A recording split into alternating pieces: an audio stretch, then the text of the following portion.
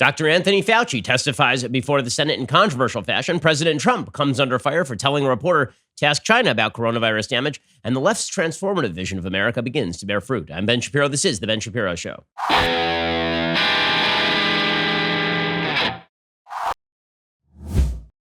This show is sponsored by ExpressVPN. Stop putting your online data at risk. Stop that. Get protected at expressvpn.com/Ben. Want to start before I really begin the show? Want to just give a shout out to our advertising partners who make this show possible. Obviously, during down economic times, we understand that people are really sort of making sure that their bank accounts are secure, making sure that they are not spending money where it is needless to do so. The reality is that our advertisers do rely on your business to keep in business, and we rely on our advertisers to keep in business. So we really appreciate that you continue to do business with them. They are great folks, and they make sure that you get the products that you need when you need them. So please continue to patronize our advertisers. We appreciate it. They appreciate it. And we're all working together to ensure that we can move forward as this horrible situation continues. Speaking of this horrible situation, obviously the economic fallout from coronavirus continues to be absolutely astonishingly bad. Over 30 million people have now lost their jobs. They're talking about a 10-year recovery. Now might be a good time to think about diversifying into precious metals. Like maybe you should have done that before when I told you to do so, like a year ago. Maybe it would have been a good idea to do this before the stock market lost 1/3 of its value. And we don't know where the stock market is going right now. Frankly, it seems to a lot of people like the stock market is sort of disconnected from underlying market fundamentals, given the fact that it's actually bumped in the last month, despite the fact that there's not really a lot of good news on the horizon. Well, right now might be a pretty good time to think about diversifying, at least a little bit, into precious metals. And you know what I'm going to say. Talk to my friends over at Birch Gold to do so. Call Birch Gold right now, and you could convert your traditional IRA or 401k into a precious metals IRA. Again, it's just good sense to diversify. You diversify even your stock holdings. You should diversify between the resources that you do hold. Before May 31st, with a qualifying purchase, Birch Gold will give you a free emergency kit. It's a backpack loaded with stuff you cannot buy right now. So safeguard your savings with Birch Gold, and they will help safeguard your family like they did mine. There's no obligation. You have nothing to lose to take that first step. Birch Gold Group has thousands of satisfied customers, countless 5-star reviews, and A+ rating with the Better Business Bureau. Don't wait until the market drops more. To protect your hard-earned savings, get your free emergency kit by texting BEN to 474747 and diversify today. Again, text BEN to 474747. Text my name, BEN, to 474747. Okay, so the controversy of the morning is that Dr. Anthony Fauci testified before the Senate, where he explained that if people do not pay attention to the federal guidelines, maybe they will be reopening too soon, and then there will be consequences to reopening too soon. There were several health experts testifying before the Senate Health Committee on Tuesday morning. Pretty much everybody was doing this via internet. Dr. Robert Redfield, the director of the CDC, warned the Senate Health Committee on Tuesday morning, we're not out of the woods yet. That was the day after President Trump declared we've met the moment and we have prevailed. Dr. Redfield is one of 4 top health officials testifying remotely by video, 3 of whom in some form of self-isolation after exposure to a White House official. That includes Dr. Anthony Fauci and Stephen Hahn, the FDA commissioner. And Dr. Fauci had submitted his testimony beforehand. He was expected to tell the panel there could be needless suffering and death if the country opens prematurely, as opposed to what, needful suffering and death? I mean, nobody is interested in killing people. The question is, when is it appropriate to reopen? What are the costs and effects? What are exactly the risks? He did say in his opening statement that the idea of having a treatment or vaccine available to facilitate the reentry of college students into the fall term would be a bit of a bridge too far. Well, one of the big problems here is that nobody is posing any alternative to reopening in cautious and calculated fashion. There just seems to be this idea out there that if you just keep saying that we need to be locked down, that this amounts to some sort of strategy, and that obviously is not the case. Fauci said the consequences could be really serious if states skip federal guidelines in order to reopen. He said it's not just about reopening at the right time, but having the capability to respond when some infections return. But that is a situation you would imagine that the governors are going to be best qualified to answer. Right? That would be the real question is if you're a governor of a state and you know what exactly your state's medical capacity is, aren't you better qualified to say what your state's medical capacity is than the federal government? In fact, isn't the federal government getting its information on what you need from you? Right? Andrew Cuomo was dictating to the federal government what kind of resources he needed. The federal government was listening. Andrew Cuomo was wrong. Right? He was saying they needed 40,000 ventilators. They didn't need half of that, apparently. Okay, but what we are seeing in sort of the federal oversight is, let's put it this way. I think that Dr. Fauci knows more than I do about this stuff, for sure. I think that he is an expert on epidemiology, for sure. I also do not think that he is the sole repository of all risk assessment when it comes to the best public policy. And I also think that Dr. Fauci only gets blamed if there is an inordinate number of deaths. He does not get blamed if the economy is locked down. In other words, it is normal human, it is just the normal human tendency to stick within your area of expertise. In the area of epidemiology, it is true that if you want to prevent more deaths, then what you're going to do is you're going to call for extended lockdown for long periods of time until it is quote unquote safer to go outside, until some sort of therapeutic or vaccine has been found. Realistically speaking, that is not a balancing of interests. That is just you being an expert in your field. If you ask an economist, what is the best for the economy? The economist would probably say, best for the economy? Just take the hit and go on, right? And that would be a bad answer too. In other words, it is the job of policymakers to balance all of these competing interests. Dr. Fauci isn't the only voice in the room. The media are treating him that way because he is saying the sort of stuff that they would like to hear. In other words, let's lock down for a very, very long period of time. So Dr. Fauci, for example, suggested that it might be too much to reopen campuses in September. Well, that is a risk-reward calculation because, again, these are a bunch of 20-year-olds. 20-year-olds are not really at risk from COVID-19. The level of risk to 20-year-olds is extraordinarily minimal. And it may actually be better for the general health for a bunch of 20-year-olds to be on campus than at home hanging out with their 60-year-old parents. Dr. Fauci didn't really explain why people should not go back to campus. Well, Dr. Fauci did talk a little bit about vaccinations. Here's what Dr. Fauci had to say. Moving on to vaccines. There are at least 8 candidate COVID-19 vaccines in clinical development. The NIH has been collaborating with a number of pharmaceutical companies at various stages of development. I will describe one very briefly, which is not the only one, but one that we have been involved in heavily developing with Moderna. It's a messenger RNA platform. Okay, well, obviously that would be a good thing. The federal government is talking about 40 to 50 million coronavirus tests a month by September. Okay, so forget about the 50 million a day that people were talking about.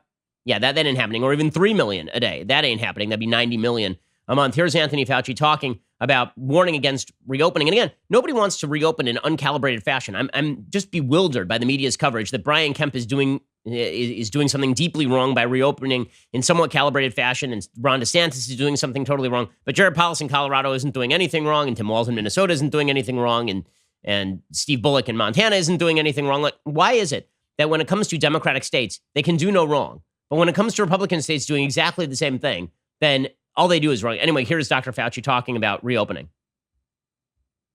What I've expressed then and again is my concern that if some areas, cities, states, or what have you, jump over those various checkpoints and prematurely open up without having the capability of being able to respond effectively and efficiently, my concern is that we will start to see little spikes that might turn into outbreaks. Okay, so notice what he says there, because it's very important. What he says is he is afraid of overwhelming the healthcare system.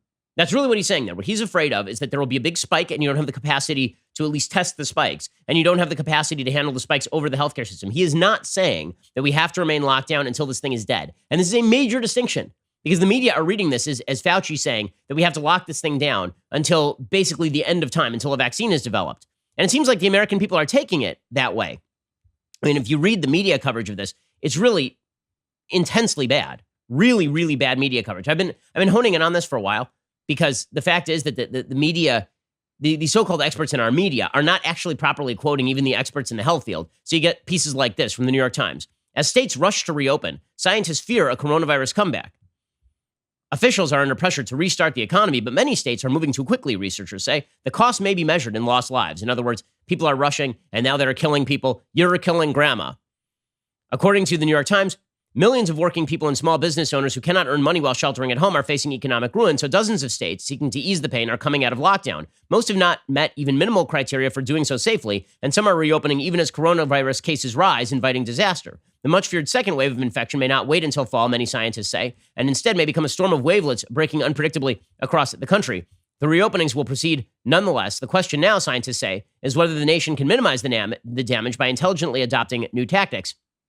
Evidence is mounting that masks are far more effective at stopping transmission than previously realized. Now remember, these same experts 2 months ago were telling us don't wear a mask. It's a complete waste of time. Across the nation, testing remains wholly inadequate, but home-use nasal swabs and saliva tests are on the way that may provide a clearer picture of where the virus is. Americans are lining up for antibody tests that may reveal who has some immunity. Early surveys suggest more Americans may carry antibodies than initially thought. Employers are moving to design safer workplaces, but while it may still be possible to blunt the impact of reopenings, the nation is finding even this goal difficult.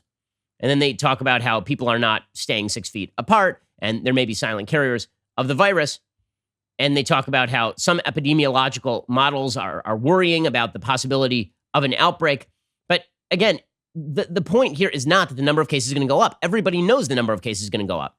The question is whether it overwhelms the healthcare system. And I feel like I'm repeating myself here, but that's because the media refused to get the message. And so you end up with people like Chris Cuomo saying idiotic things on national TV, like nearly every night. Chris Cuomo gets out there and he says, we don't have the testing and tracing in place in order to stop the virus. It doesn't stop the virus. Right? Chris Cuomo said, none of the states that have reopened, none, has the capacity to test and trace the way they need to. Okay, first of all, I think that the guy who violated his own quarantine rules so that he could go visit his second house, that guy probably is not your best source on this. The guy who gives SOP interviews to his brother, who was involved in some of the worst policy planning for the coronavirus of anybody in America, probably he's not a great source. But beyond that, beyond the fact that Chris Cuomo isn't a great source, what does it mean has the capacity to test and trace the way they need to? Well, I would love to hear him describe exactly what a test and trace regimen looks like that is sufficient for reopening. And the answer is that nobody is providing any of that. Instead, there's always safe to be found in saying we're not ready yet. Saying we're not ready yet, look, there are inherent risks in opening up. We all understand this. But the question is, when are those risks well calibrated, and when are you willing to take the risks? Because it turns out that there are risks to inaction as well. To take a war analogy, which apparently people like doing these days, trying to compare the virus to a war. Back during the Civil War, President Lincoln had a general named George McClellan. George McClellan he liked to style himself as Little Napoleon. And he was this kind of short dude who was very, very good at providing military training to his troops, but extraordinarily reticent in using his troops to break the back of the Confederacy. And President Lincoln became increasingly agitated with McClellan. And eventually he ended up firing McClellan. This actually caused enough of a controversy that in 1864, George McClellan actually ran against Abraham Lincoln for the presidency. But George McClellan, who was, again, this supposed great warrior, was really, really reticent to use his army. And so eventually, Lincoln fired him, and he put in place generals who were willing to use the army, people like Grant and people like Sherman. That came with additional risks to troops, no question. But also, it turns out that it was kind of important to win the Civil War. Now, again, this isn't a war, and we're trying to preserve as many lives as humanly possible. But it is also true that if we all cower behind the lockdown mentality without doing the capable calculation of risks, the safest thing to do is never to fight a battle. The safest thing to do is never to come out of lockdown, presumably. But it is not the safest thing in terms of having a functioning economy and having a free America and having a functioning and prosperous nation. And by the way, in terms of saving lives on the other end, from suicide and drug overdose and from deaths of despair and from the complete collapse of the American way of life. So unless somebody's providing like an absolute metric and an explanation for those metrics, I don't want to hear vague terms like the testing and tracing are simply not up to snuff from Chris Cuomo. He doesn't know anything about this. He doesn't know more than I do about this. And if I'm going to hear from an expert, I want to hear why the testing and tracing needs to be at a certain stage and what exactly those stages look like. Because if you listen to Mike DeWine, he's reopening before they have hit the 14-day consistent downturn in diagnosed cases in Ohio. But he says our testing and tracing has now been ramped up so that we're okay and our resources are okay. I trust Mike DeWine on that more than I trust Chris Cuomo. And frankly, more than I trust Anthony Fauci, because guess who's going to bear the brunt of the fallout if that thing goes wrong? It's going to be Mike DeWine, not Anthony Fauci.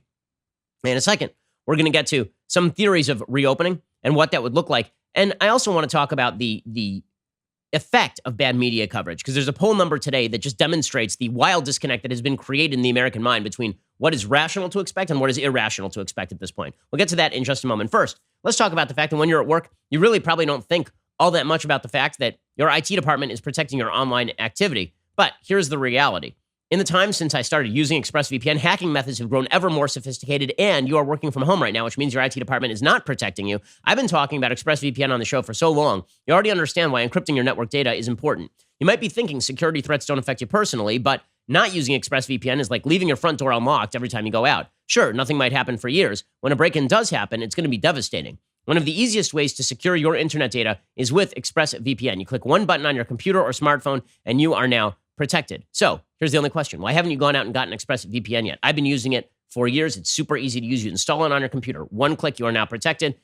It does not slow down your internet, which makes a huge difference to me since I run an internet company. Visit my special link right now at expressvpn.com/Ben. Get an extra 3 months of ExpressVPN for free. Protect your internet today with the VPN I trust to keep my data safe. That's expressvpn.com/Ben. Once more, expressvpn.com/Ben, EXPRESSVPN.com/Ben for more information. Okay, so when I say the media coverage leads to some pretty egregious public relations results and expectations that simply do not meet with reality. Here's an example. There's a Gallup poll out. It shows that 68% of Americans say a vaccine is needed before returning to normal life.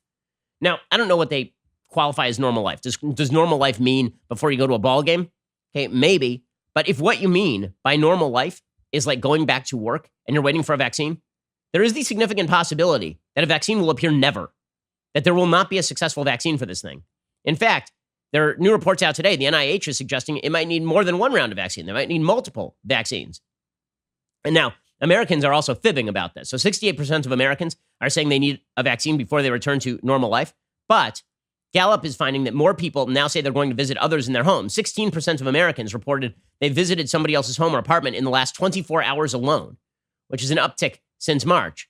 The avoidance of small gatherings has decreased mostly among independents and Republicans. It's down 10 percentage points among independents and down 7 percentage points among Republicans, which, by the way, I mean, that's a bigger change among independents than among Republicans. So for all the talk about partisanship, the reality is that most Americans are just not willing to continue to avoid other human beings because this is not natural to human beings. Normally, I've talked about this before, but normally in times of crisis, you go and you seek out other human beings for commonality. You go to church, right? You find other people you can find solidarity in. During 9/11, people sought out crowds to be in because not only does there feel like inherent safety in numbers, also we were all grieving together and mourning together. This is really, really difficult because you're being told that the only way to prevent further tragedy is basically to stay away from other human beings as far as possible, which is really deeply unnatural. But here's the problem. If 68% of Americans are saying that they do not feel like returning to normal life until there's a vaccine, we're never returning to normal life, gang. I mean, it could be 12 to 18 months at the inside, right? Not at the outside, at the inside. And let's be real about this. Blue states are reopening too. So while the media is trying to divide this into blue states versus red state, LA is set to reopen its beaches on Wednesday, according to a tweet from the county. New rules will be in place. Physical activities like running, swimming, and surfing will be allowed.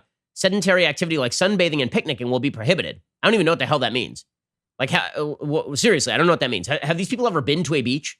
What do they think people do on a beach? Like, if my kids go into the water and then they get out of the water, do they think that my kids are going to run straight from the car into the water and then straight back into my car? That's not how any of this works. How about this? How about you enforce rules that make sense, like social distancing rules? Like, you guys are too close together. Move 5 feet apart. It's a big beach. How about that? Masks or face coverings must be worn unless you're in the water, which makes perfectly zero sense when you are more than 6 feet away from people. But again, the media are so irresponsible about this stuff. So they were making a big deal yesterday in the media about the fact that over at the White House, people were supposed to be wearing masks. And so the members of the media were all wearing masks. But they were also socially distancing, which, again, this is like wearing a mask in your own car when you're by yourself. You don't have to do that, guys. If you're 10 feet away from another person, you don't have to wear a mask if you're outdoors. This is ridiculous.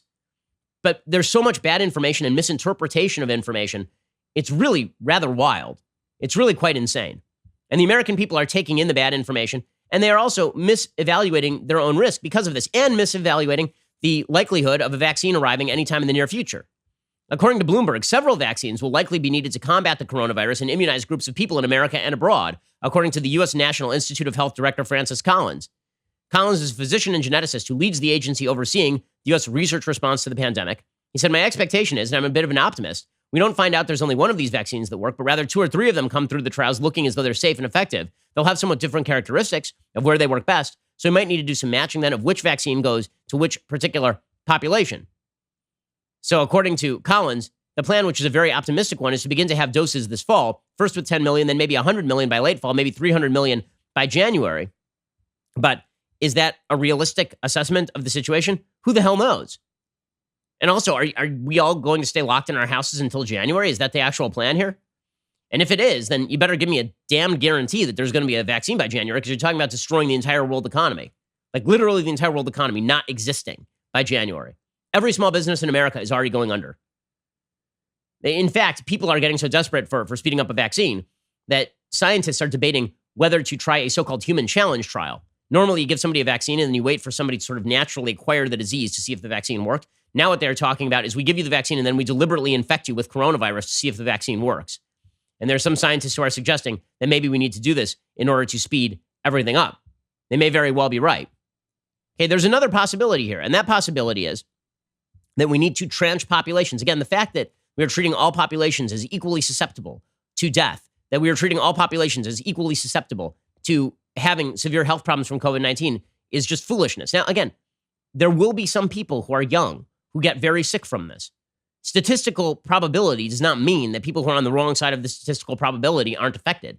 They are. If 2 in 10,000 people die from COVID-19, that means that 9,998 people don't die from COVID-19, but it means that 2 people do, right? So, I mean, if somebody, you'll hear anecdotal evidence, and this is one of the, again, my bugaboos in the media. They will say things like, it's true that people above the age of 80 are dying en masse from this thing, and it's really dangerous for those above 80, but people who are 30 are dying too. That doesn't help me in any way make a statistical calculation. It doesn't help me calculate risks at all. Andrew Oswald has a very good piece over in the Irish Times. Andrew Oswald is a professor of economics and behavioral science at University of Warwick. And he says that his strategy would be allow the young people to restart their lives and the economy. He says the young are far, far safer than older people. This is because for biological reasons, young humans have a much stronger immune response to almost all viral attacks on the body, including to a COVID-19 attack. Now, we forced our youth inside as though they were at serious risk, like the old, when they're not. In the UK, the fatality rate among those in their early 20s, for example, is 2 in 10,000. Among those aged in their 60s, it's 80 times that. See, now this would be a useful stat. Or if you told young people, okay, here's the deal. Older people are highly likely to be damaged by this, as in like 160 out of every 10,000 people who are above the age of 60 are going to die of this. But you, it's 2 in 10,000.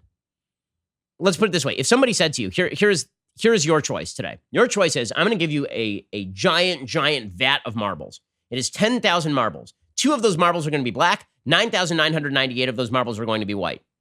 Here's your choice. You can either put your hand into that vat and pick a marble, or you can lose your entire income. Not just this year, but you can do it for like a couple of years, minimum, right? You can watch your entire way of life disintegrate, or you can pick a marble. How many people would actually pick the marble? The vast majority of young people would pick the marble. If you're older, you probably would not pick the marble because, again, the odds are better that you're going to pick the wrong marble. And if it's the black marble, then you die, right? That is the actual statistical calculation.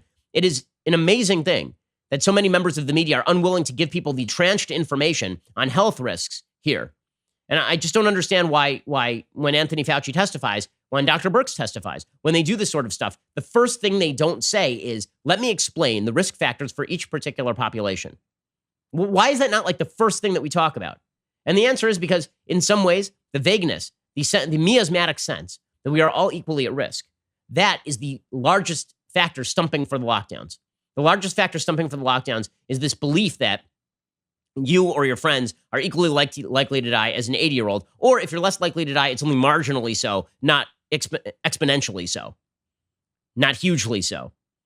According to this piece in the Irish Times, the key advantages of a rolling age release strategy, which would begin with the youngest adult age groups and then work gradually up the age range, are it recognizes we cannot wait indefinitely to reopen the economy. It's fair because it targets and helps the group currently hardest hit financially, because we'll actually pay people to stay home if you're older.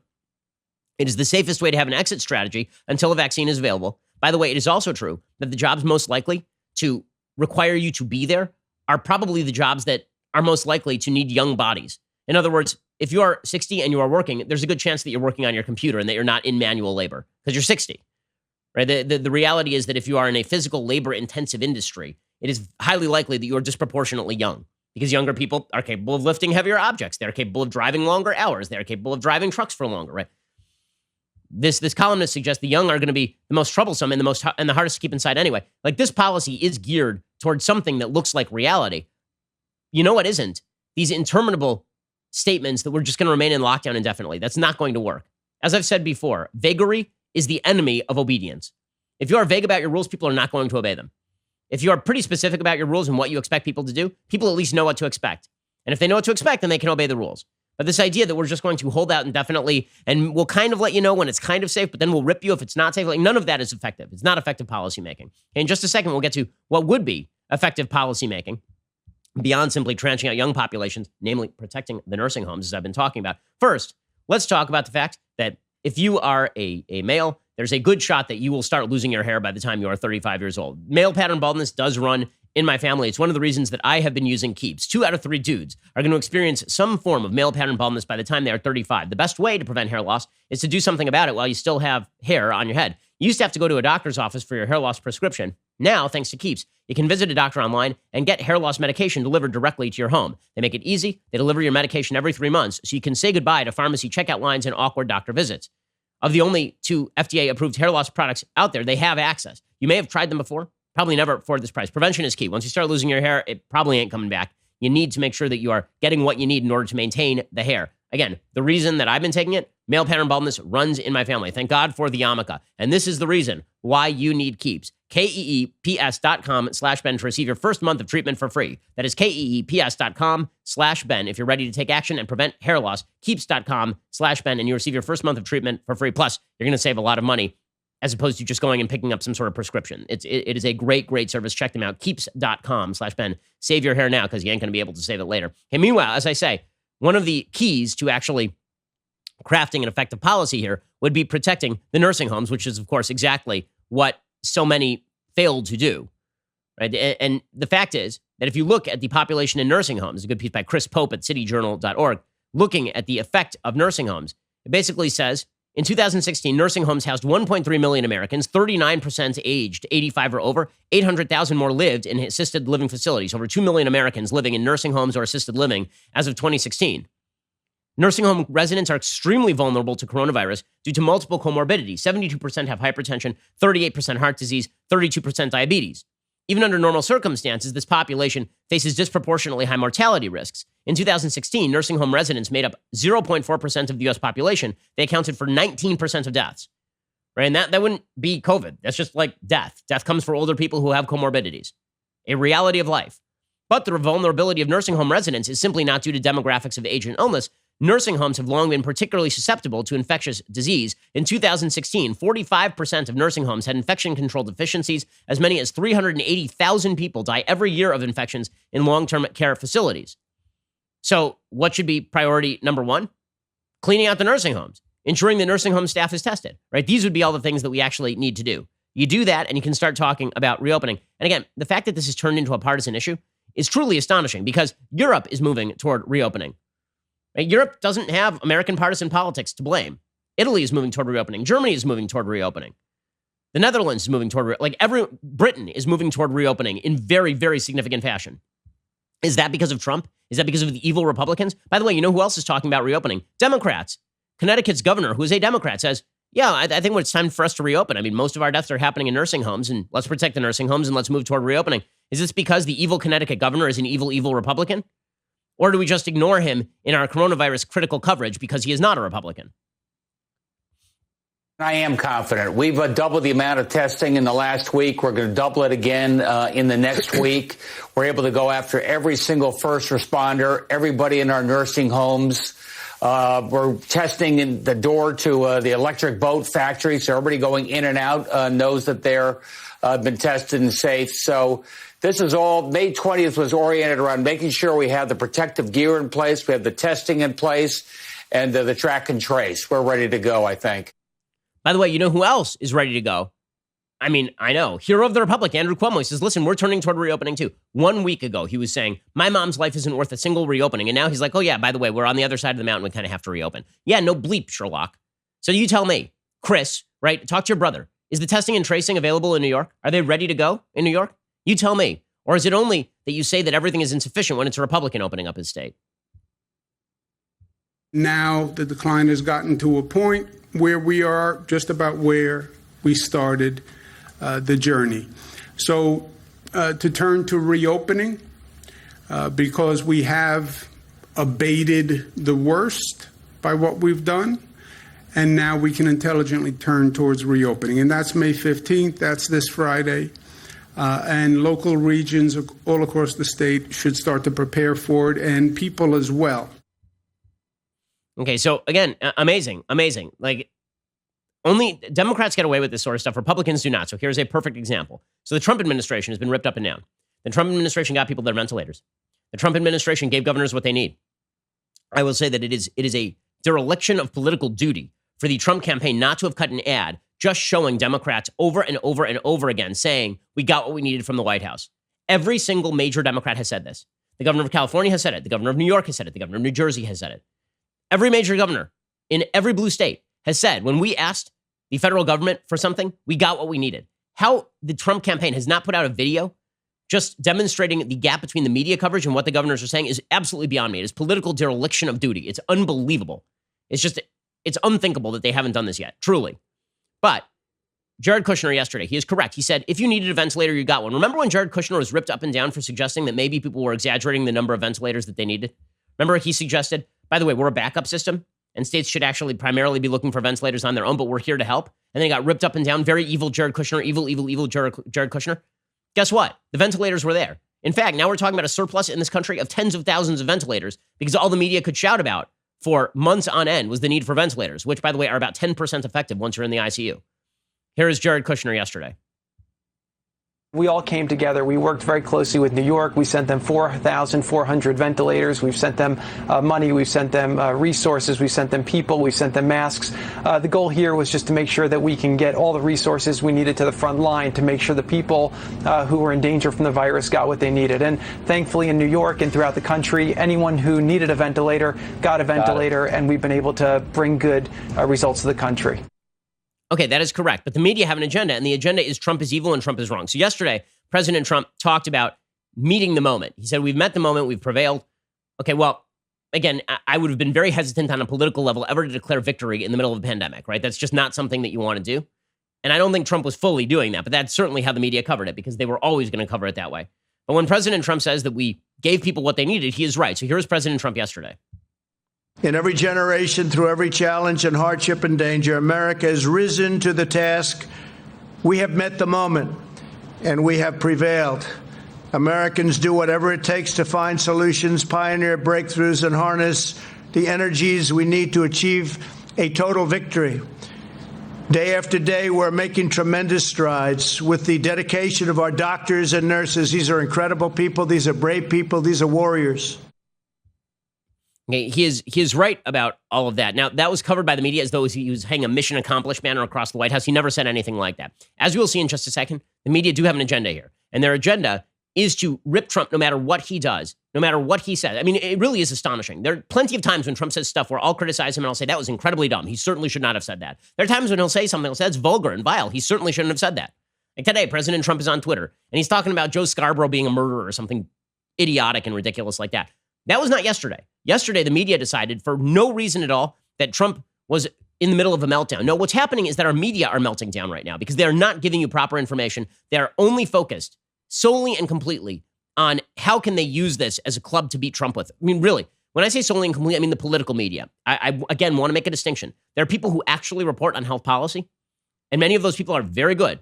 I will cite again, the Washington Post healthcare page, their health policy 202 page, it's very good. The Wall Street Journal, same thing. There are health reporters at various outlets that are actually doing a good job. And then there's the political media, and the political media absolutely suck. The people who are the White House reporters, they are just garbage. The people who are on TV, and all they are interested in doing is getting their momentary clip, that moment of fame where they took on the president like Sam Donaldson in the old days or Dan Rather in the old days, standing up and lecturing Ronald Reagan. No, you just look like a douchebag. Seriously.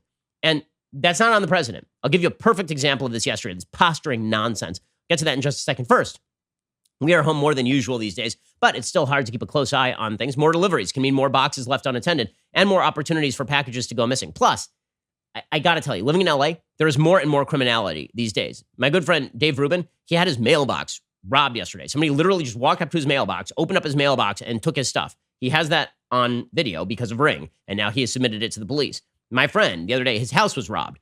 His video from Ring.com directly to the police. Hopefully the police will do their job and track these people down. As mayors are releasing criminals into public areas and not arresting them and keeping them in jail, crime rates are going up. And that means that you really need to make sure you know what is going on inside and outside your house. This is why you need Ring. Ring gives you protection at every corner. Video doorbells let you answer the door and check in on your home anytime. Keep an eye on your doorstep or speak to delivery people when you can't come to the door. With outdoor security cameras, you can check in on every part of your house and never miss a moment. Smart lighting will brighten up the blind spots to make sure you always come home to a brightly lit house. Full home security systems give you everything you need to protect your family, pets, and property. You can get a special offer on the Ring Welcome Kit when you go to ring.com/Ben. That welcome kit includes the Ring Video Doorbell 3 and the Chime Pro. It's all you need to start building that custom security for your home today. Go to ring.com/Ben. That is ring.com/Ben. Go check them out right now. Ring.com/Ben. All right, in just a second, we are going to be getting to the insanity of the media because they were claiming yesterday that Trump melted down at a press conference. He did not. The media melted down and they exposed, honestly, they exposed themselves in tremendous ways. They exposed themselves like a porn star at a Las Vegas convention. It was amazing.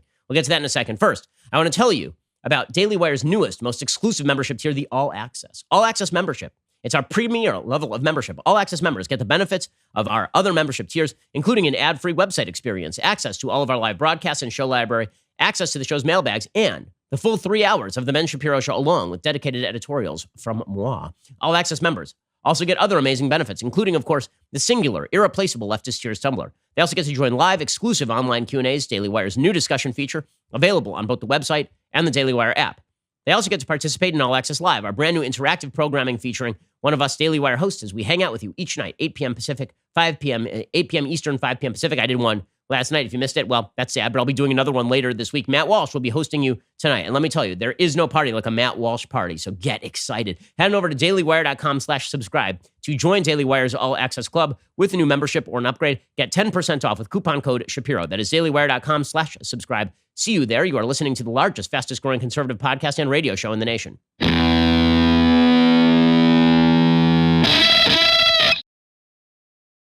So this is all insanity. Again, the media have lost their mind. So here was the moment yesterday that made all the rounds, where everybody, Trump meltdown was trending on Twitter. So let me show you the so-called meltdown. So President Trump is asked a question by a CBS reporter named Wai Zhejiang.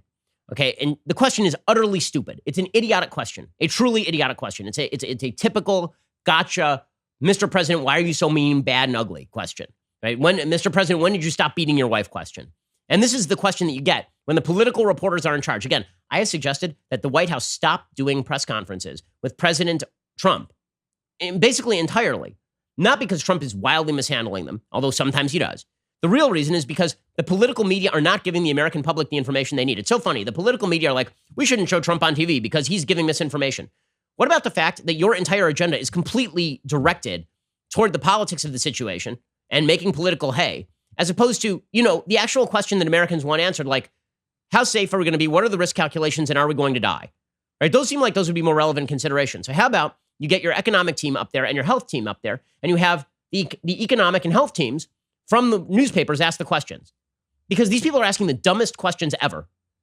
Right? I mean, seriously, I've interviewed a lot of the same people who are being brought up to these press conferences, right? I've interviewed Birx. I've interviewed Mike Pence. I've interviewed Scott Gottlieb. I've interviewed like a bevy of public health experts.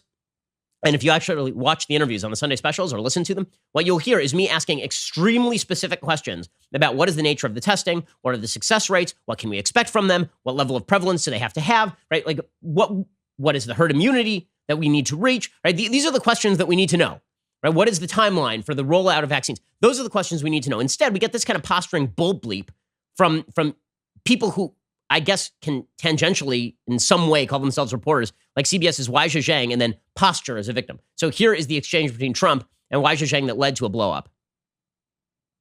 Why is this a global competition to you if every day Americans are still losing their lives and we're still seeing more cases every day? Well, they're losing their lives. Okay, before we get to Trump's answer, that question is so bad and so ridiculous and so stupid. The reason it's bad and stupid and ridiculous is because Trump, before this, he claims that the United States is now testing more than any other country. Okay, on a raw basis, that's true. On a per capita basis, it's approaching the truth, I think, last I checked. Okay, now, why is he comparing how we're doing to other countries? Because you guys keep saying that we are lagging based on other countries. And so he has been responding to that. But according to Wai, so her question is, why do you keep comparing us to other countries when Americans are dying? Because it's sort of relevant to determine our success levels in testing to compare us to other countries.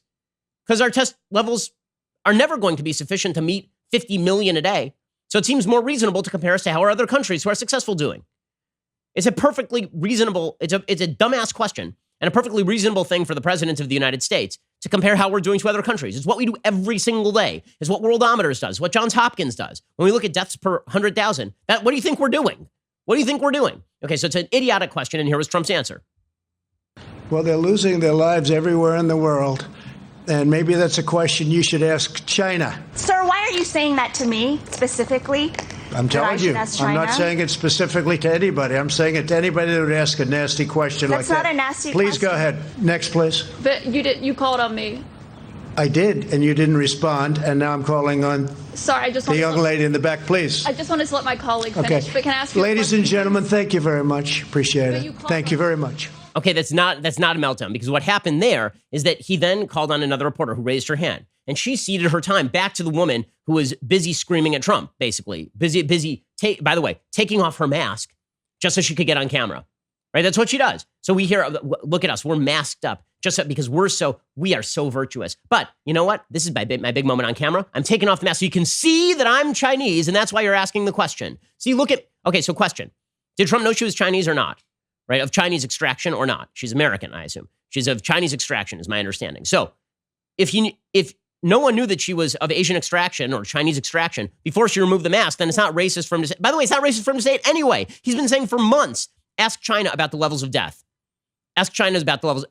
Of course we should ask China about the levels of death. This is China's damned fault. China is still manipulating the WHO to keep Taiwan out of hearings on this stuff. China still won't answer straight questions as to how this thing escaped Wuhan.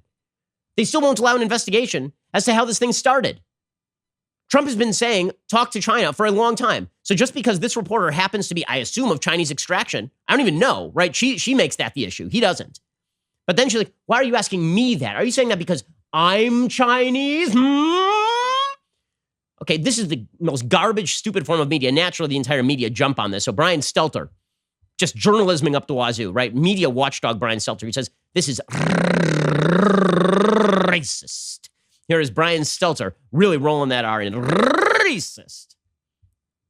I think what we saw in that exchange with Li Zhejiang is something that has racial overtones. It is racist to look at an Asian American White House correspondent and say, ask China.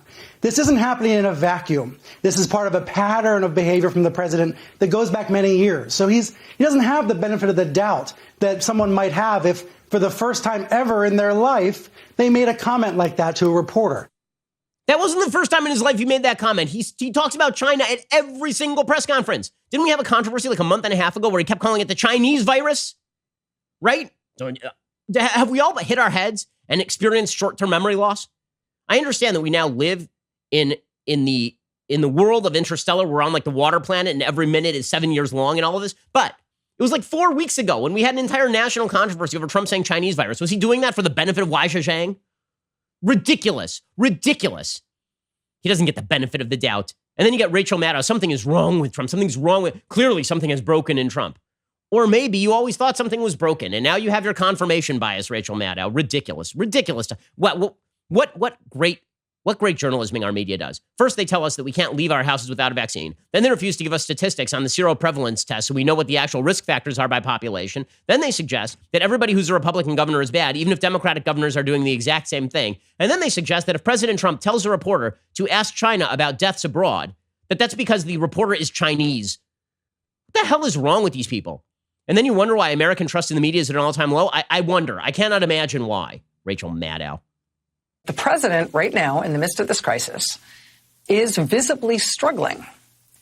There is something wrong, or he's just not doing okay. I don't know. But the president apparently just is not able to keep it together right now in his public appearances.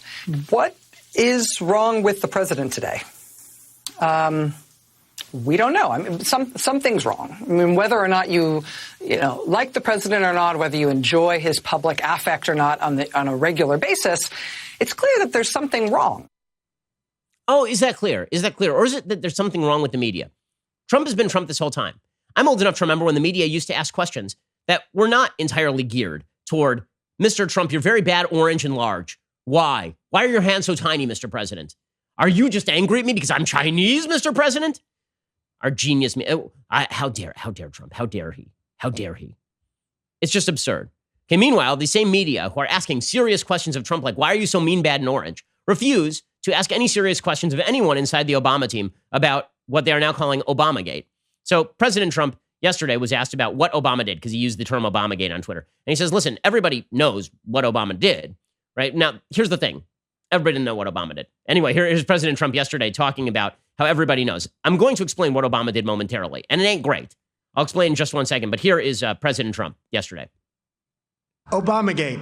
It's been going on for a long time. It's been going on from before I even got elected, and it's a disgrace that it happened. And if you look at what's gone on, and if you look at now all of this information that's being released, And from what I understand, that's only the beginning. What is the crime exactly that you're accusing him of? You know what the crime is. The crime is very obvious to everybody. All you have to do is read the newspapers, except yours. Okay, so the crime is not obvious to everybody, and it's not obvious exactly that Obama committed a crime. Here is what did happen with the Mike Flynn stuff. And the fact that the media have generally been unwilling to cover it is pretty astonishing. Actually, I'm going to give credit where credit is due. One person who actually asked the right question today was George Stephanopoulos. I know, shocks me too. George Stephanopoulos over at ABC News. He had Joe Biden on his program. Do we have this clip? And Joe Biden was specifically asked about whether he was in the loop on all the Mike Flynn stuff. And he says, no, I never knew about any of the Mike Flynn stuff. We know he was in an Oval Office meeting where Barack Obama specifically asked Sally Yates, to her surprise, about how things were going with all the Michael Flynn stuff. So Biden was, in fact, in the loop. Here he was basically pretending he was not in the loop. This is an untrue statement from Joe Biden, and good for Stephanopoulos for asking it. I know nothing about those moves to investigate Michael Flynn, number one. Number two, this is all about diversion. Yeah, you say you didn't know anything about it, but you were reported to be at a January 5th, 2017 meeting where you and the president were briefed on the FBI's plan to question Michael Flynn over those conversations he had with the Russian ambassador Kislyak. Now, I thought you asked me whether or not I had anything to do with him being prosecuted. Okay. I'm sorry.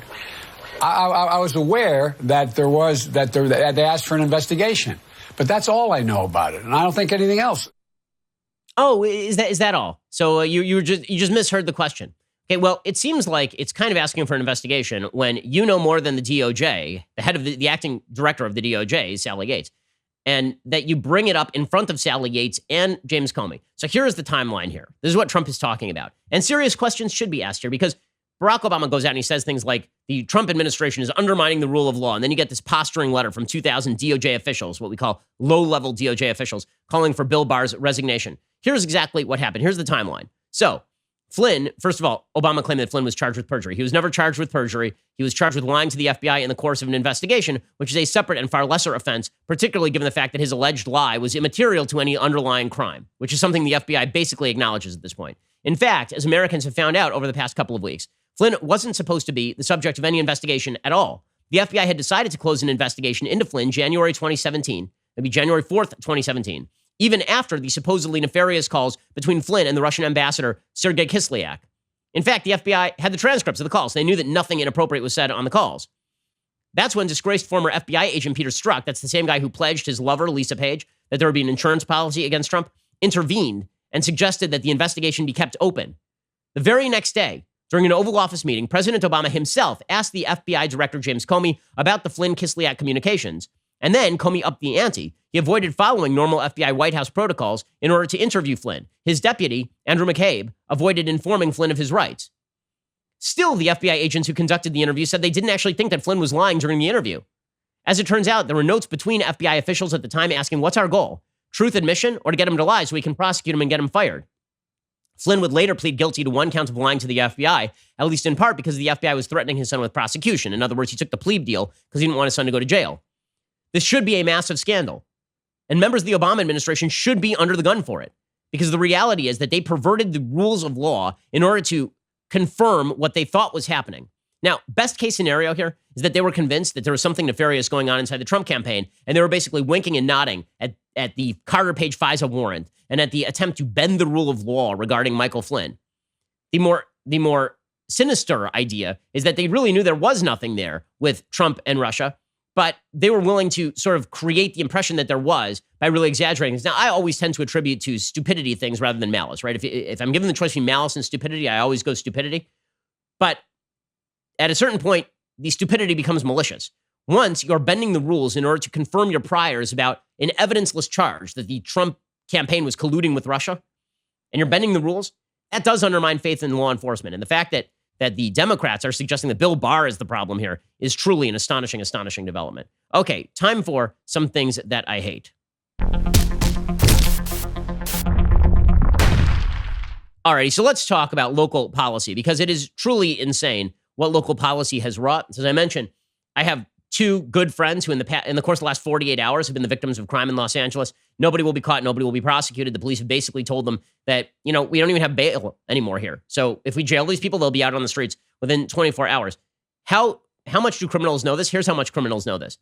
The LA County Sheriff released video yesterday of inmates infecting themselves in jail, trying to infect themselves in jail with COVID-19 so that they could achieve release. They thought it would force their release.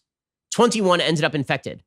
According to the LA County Sheriff, inmates at a jail in Castaic were sharing a water bottle, then rubbing the same mask on their faces to purposely infect themselves with COVID-19 because they understand that the easy way out of jail is to get COVID-19. And so they're looking for release so they can go out and be criminals again because of the stupidity of the policy that suggests, well, they're criminals, so probably we should just let them out of here. Just genius stuff from our local government. So here are the rules. If you go to the beach and you are 6 feet away from somebody else, but you're not wearing a mask, then presumably they will arrest you or fine you. If you are in jail because you committed some sort of serious crime, you just broke into somebody's house, then you will be released even if you don't have COVID-19 because we can't have bail right now. We don't want more people in jail. You explain to me how a law-abiding citizen doing something reasonable, like being at a beach 10 feet away from somebody else and not wearing a mask, which is perfectly reasonable, how that is more of a problem than actual criminals in Los Angeles being criminals and then basically being let off by the cops. At the behest of the political actors, by the way. If you think the cops want to let these criminals off, you're dead wrong. The cops do not want to do any of that. It's just incredible. It truly is. Meanwhile, good news, the New York Times is pushing some solutions for America's cities. Okay, they're saying we got a problem with the cities because obviously these places are overcrowded. They are hotbeds for infestations. They are bedbug infestations, for example, was a big issue in New York a couple of years ago. They are bedbugs they are hotspots for infection and epidemics. And so there have been a lot of expectations that people are going to move out of big cities now, which, by the way, would be good for the country. It would be good for the country if these cities would become a little bit less centralized. But New York, obviously, the New York Times wants to save New York. Their suggestion on how to save New York, it's truly incredible. They say the biggest problem is that in New York, there are some areas that are nice and some areas that are not nice. They say this pandemic has prompted some affluent Americans to wonder whether cities are broken for them. It has suspended the charms of urban life while accentuating the risks, reviving a hoary American tradition of regarding cities with fear and loathing as cesspools of disease, an image that all too easily aligns with prejudices about poverty and race and crime. So if you're worried that New York has a lot of disease, it's because you're a racist now. It's not because New York City actually has tons of disease and is the epicenter of this epidemic, like literally on planet Earth. No, the real problem here is that you're a racist if you're worried about levels of disease in New York and you're thinking about moving out of town. Even New York's governor, Andrew Cuomo, has described New York City's density as responsible for its suffering. That's not racism. That's the truth. Population density has a major impact on epidemic spread, obviously. So the New York Times has an idea. They say the problem is that the crisis has prompted a flurry of fantasies about abandoning cities altogether, rooted in the idea that we'd all be a little better off, at least a little further apart. Social distancing is the salvation of society. This is dangerously misguided. Our cities are broken because affluent Americans have been segregating themselves from the poor, and our best hope for building a fairer, stronger nation is to break down these barriers.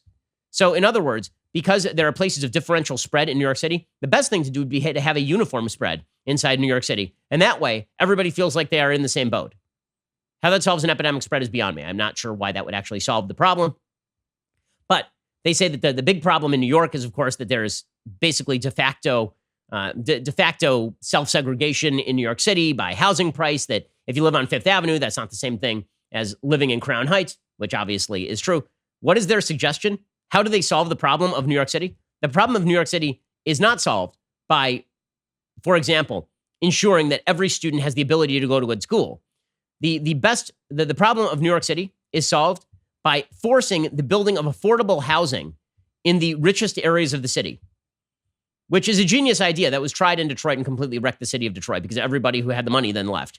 Because it turns out that people don't actually want to live next to an affordable housing area where perhaps there are higher levels of crime or drug use, for example.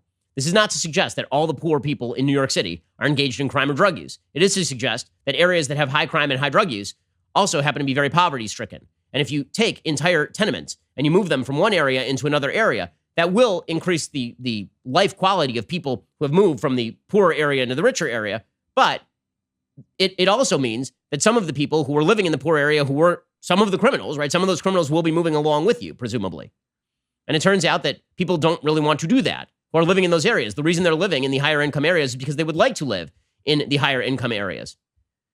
By the way, also affordable housing, how are you going to incentivize that? When New York City tried this with rent control, they basically destroyed the capacity to build housing in New York City. According to the New York Times, America's cities are being profoundly tested by a pandemic that has caused the deaths of tens of thousands of people and forced the suspension of urban life. Even in cities so far spared the worst of the health crisis, the collapse of tax revenue is forcing elected officials to consider draconian cuts in public service. In such moments, it is hard to dream about what might be. Yet, we can use this crisis, is basically the idea.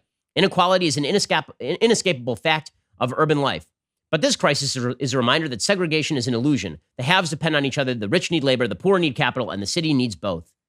Building more diverse neighborhoods, disconnecting public institutions from private wealth will ultimately enrich the lives of all Americans. Good luck with this. Good luck with this. If you're worried about Americans in New York City buying second homes and leaving the city, definitely what you should probably do is pick up you should probably put public housing to an actual publicly built housing. You should probably put national housing, essentially.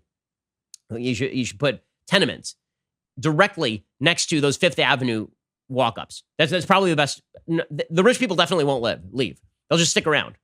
And they'll continue to pay exorbitant taxes in order to do so. Great idea, guys. Just wonderful, wonderful idea.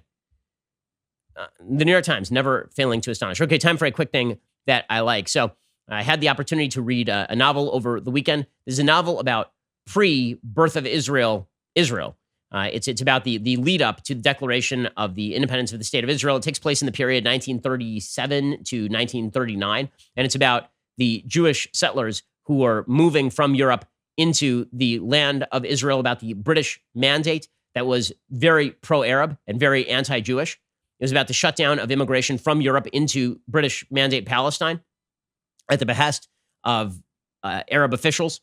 And I mean, it is pretty astonishing. For folks who don't know the history, it is a good, interesting history book that is pretty well-rounded.